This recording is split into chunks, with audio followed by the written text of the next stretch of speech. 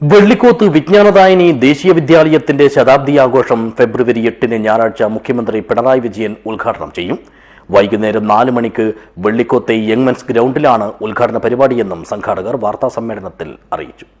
This news sponsored by Shobhika Weddings, Big Mall, Kanyanad, Kozhikode, Koilandi and Kuttiyadi.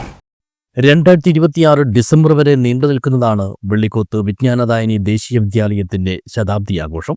ഏതാണ്ട് ഒരു വർഷക്കാലത്തോളം നീളുന്ന ആഘോഷ പരിപാടികളാണ് ഫെബ്രുവരി 8 ഞായറാഴ്ച വൈകുന്നേരം 4 മണിക്ക് മുഖ്യമന്ത്രി പിണറായി വിജയൻ ഉദ്ഘാടനം ചെയ്യുന്നത്.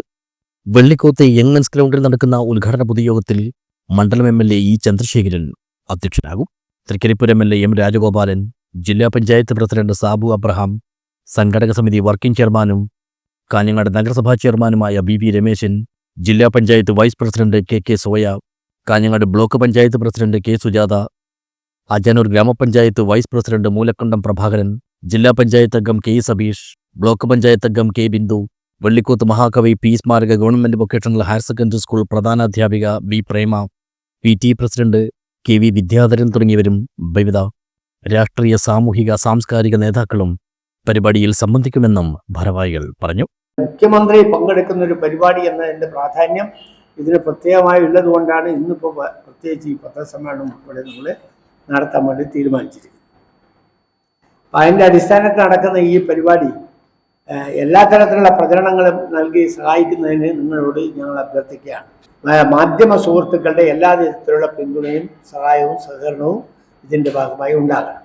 ഒരു വർഷക്കാലത്തെ പരിപാടി എന്ന് പറയുമ്പോൾ നിരന്തരമായ പരിപാടി എന്ന അർത്ഥത്തിൽ നമ്മളിത് കാണേണ്ടതില്ല.